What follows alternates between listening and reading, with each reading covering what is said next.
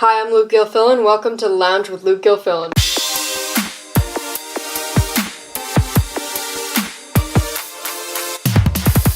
Alright, so, the government shutdown has been going for a week now. Are you dead yet? We got a few things to go over. First thing, this may not get uploaded for a couple of days because I will be in Iowa, so there may not be a episode tomorrow, which would be Sunday. Right now I'm recording this on Saturday. If you miss an episode, I'll just make up for it on Monday and Tuesday or whatever. Yeah, I'm not going to be doing an episode tomorrow. That's guaranteed. So I'll be making that up on Monday. Or Tuesday, actually, because I might not be doing one on Monday. So Tuesday and Wednesday, expect a big episode and whatnot. So we got a couple things to go over today. TYT, which, the Young Turks, whatever, they criticized Fox and Friends for starting with the Pledge of Allegiance. And another Pledge of Allegiance news, a Texas school district, just got their lawsuit finished, over the Pledge of Allegiance. So, also Facebook and Twitter, censorship, and the cost of rescuing Matt Damon. We'll start this off with the TYT clip, actually. So here it is. The Young Turks, they are a YouTube channel and website founded by that Cenk Uygur guy that I did in the top 10, or Watch Mojo did in their top 10 video. You may know him. And, just here's, and then there's Anna Kasparian, who's like the co-host or whatever. So, There are many terrible things happening in the world, and luckily we have Fox News to shine a light on one of the most important injustices in the country. Schools that don't force students to do the Pledge of Allegiance. Take a look.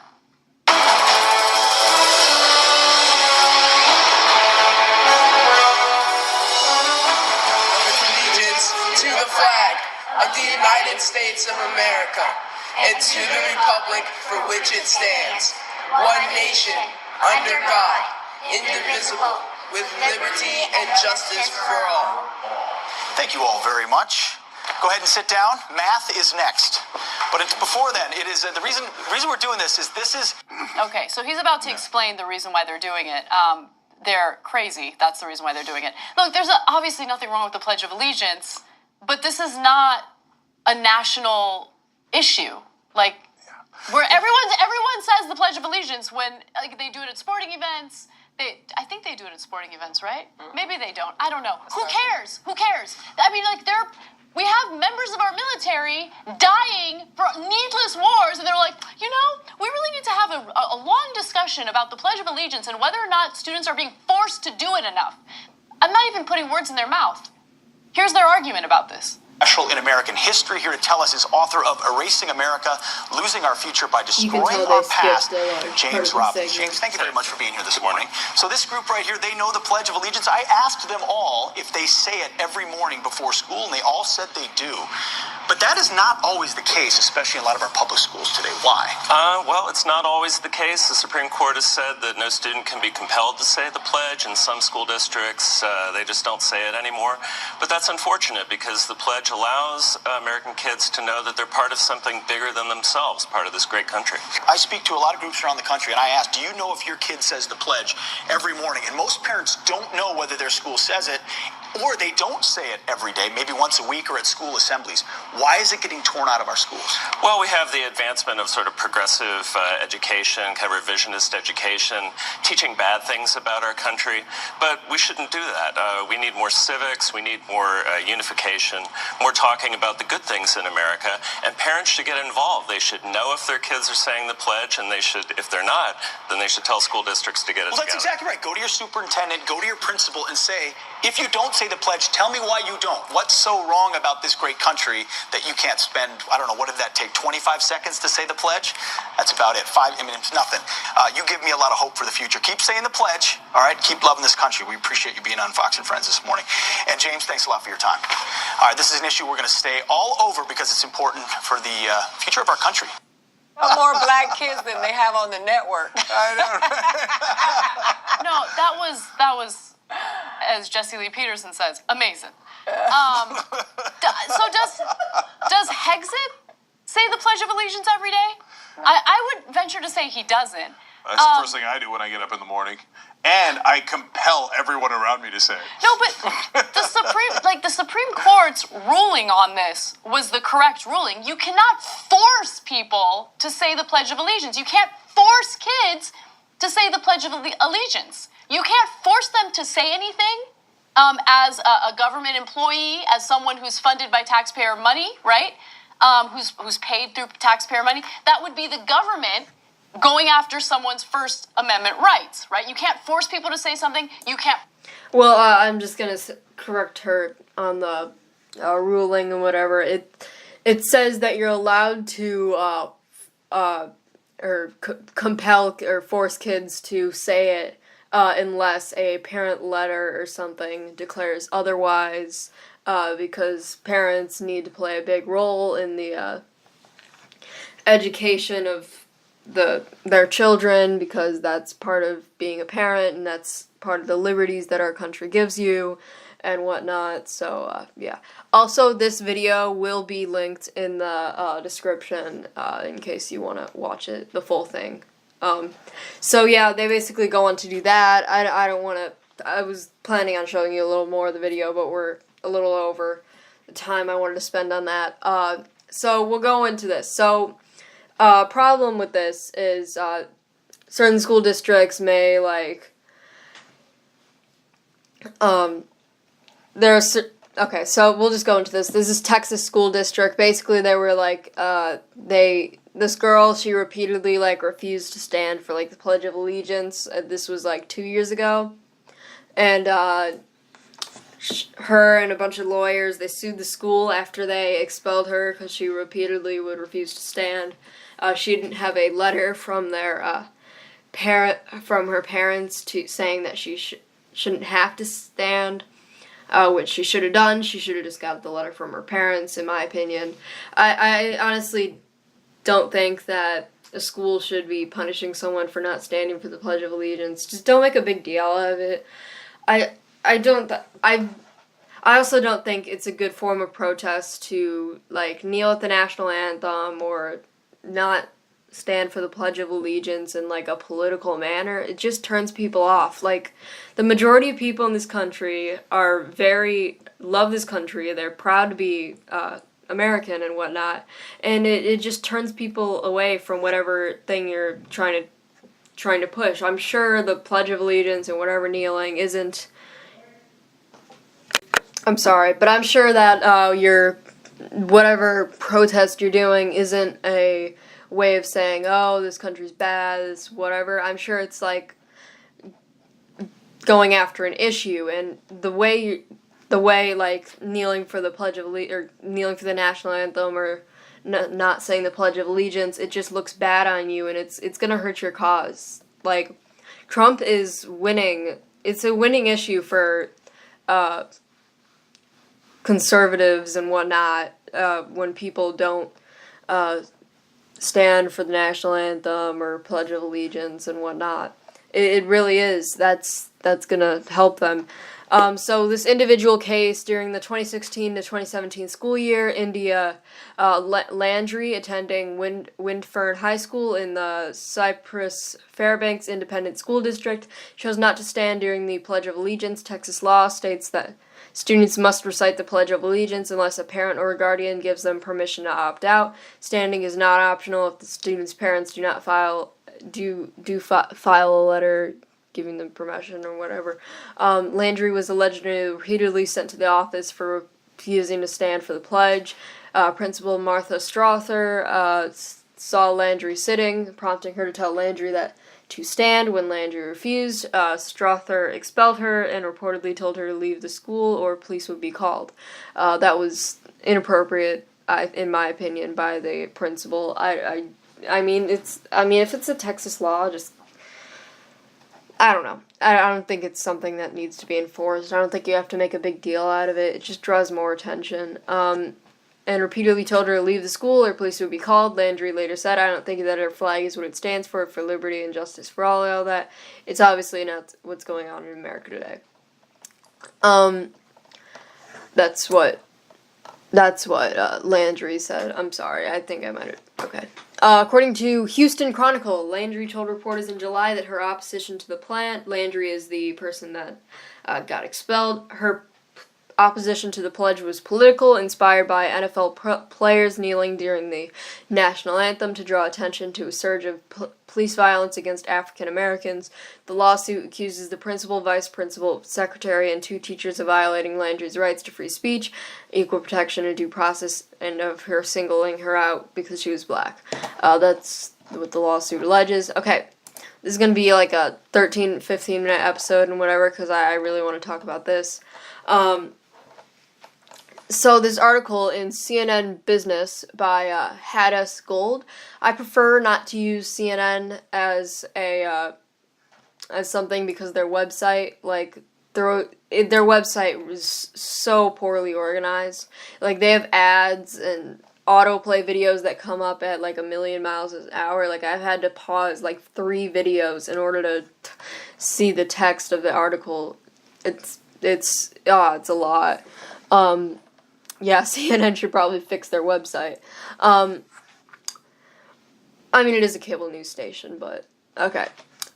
So they write, this person, I might have said her name or whatever, I already said, the article is titled 2018 was the year Facebook and Twitter grew up. There will be a link to this in the description if you want to read it yourself. It talks about how Facebook got in trouble for the Cambridge Analytica thing, which was the company like putting like 4 ads out that might have influenced people towards President Trump. It really probably didn't have much of an influence at all. Like, a couple hundred people saw the ad. It wasn't that much. I don't think it would be enough to change anyone's votes. I mean, okay. So, and then it talks about hate speech. My general consensus is that Facebook and Twitter should just stay out of stuff. If someone is threatening violence or something of that sort, then you should take those posts down or remove the user. But if I generally don't like the idea of someone being able to deem, like a few people being able to deem something hate speech and then immediately take it down, because that could lead to censorship and abuse.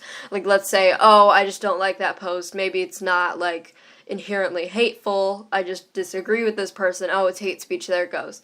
And a lot of people have, and there's no set definition of hate speech. I mean, you can look at something and people will unilaterally agree, oh, that's hate speech, but it's generally, but that could be abused and whatnot. So it's better to, if you have a good definition that I think everyone can agree on and it can't be abused, maybe these policies of like taking down hate speech and whatever could be justified, but I don't think that's going to come up in anytime soon.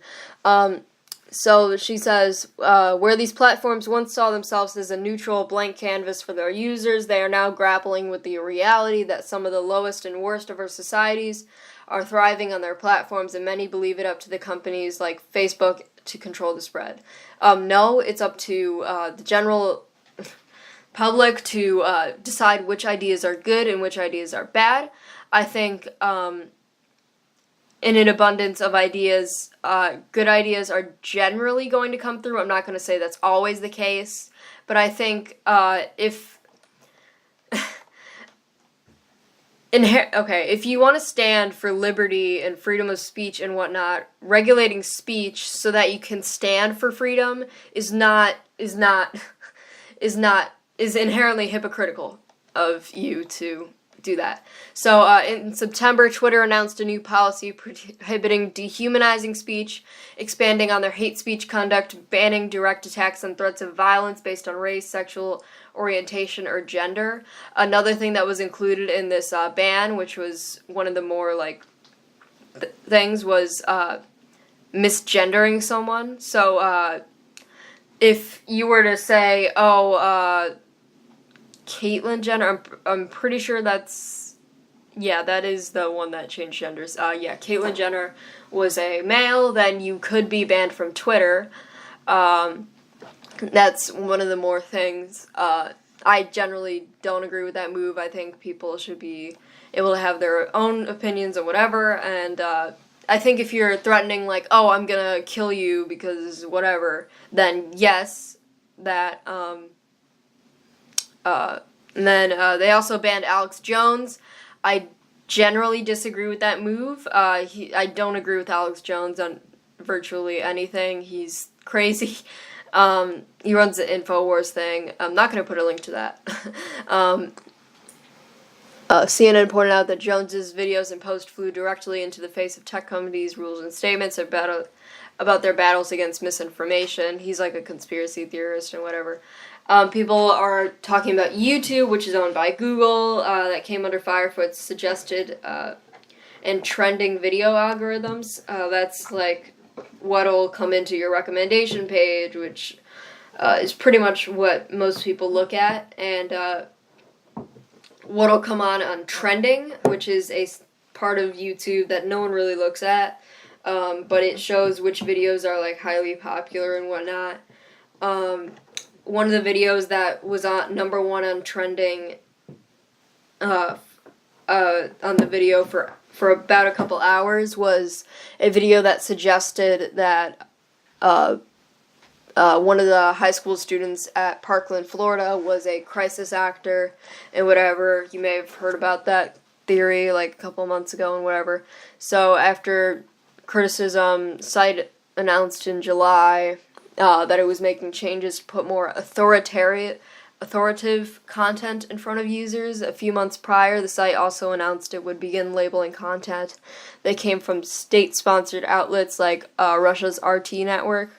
It would label that they're from state-sponsored outlets. I actually have seen a couple of videos from Russia's RT network.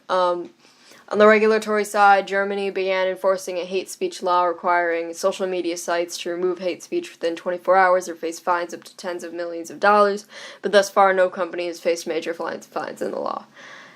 I generally think in terms of free speech and whatnot, people should be able to say whatever they want unless it's threatening violence against someone.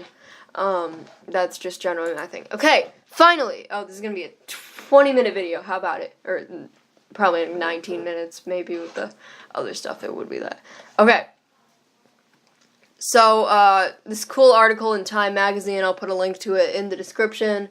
It says that rescuing Matt Damon's characters that he's played in movies has cost more than $900 billion.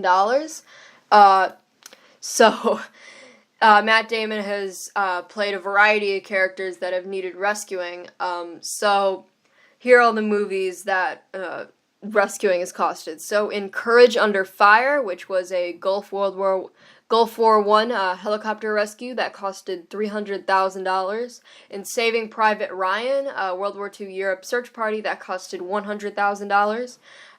Titan AE, which was a Earth evacuation spaceship, costed $200 billion. In Syriana, a Middle East private security return flight, which was what it was need, that costed $50,000. On Green Zone, which required a U.S. Army transport from Middle East, that was $50,000. In Elysium, which required a space station security deployment and damages, that cost $100 million. In Interstellar, which required a interstellar spaceship, that costed $500 billion. And in The Martian, which was a more popular movie that he was in, it costed $200 billion for a total of $900 billion plus change. That's almost $1 trillion. So in all the movies that Matt Damon has been rescued in, the total cost in real life would have been about $1 trillion, which is quite interesting. Thank you guys so much for listening.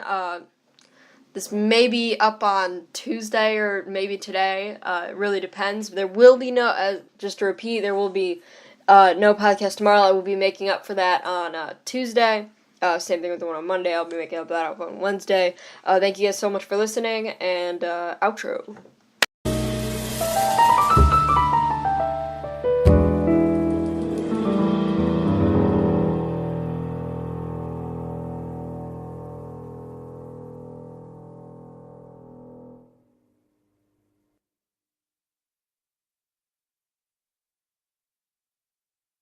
Thanks so much for listening. The Lounge with Luke Gilfillan comes out every Saturday and Sunday. Be sure to hit the subscribe button, and if you would be interested in getting notified every time a video comes out, hit the gray bell right next to the subscribe button. Credits, sources, and errors are in the description. If you find an error that I missed, please put it in the comments section. If you are interested in donating to my channel, because I bought recording equipment, which kind of costed a lot, my Patreon, which is a donation site, is in the description. If you have any feedback, put it in the comments section. Toodaloo.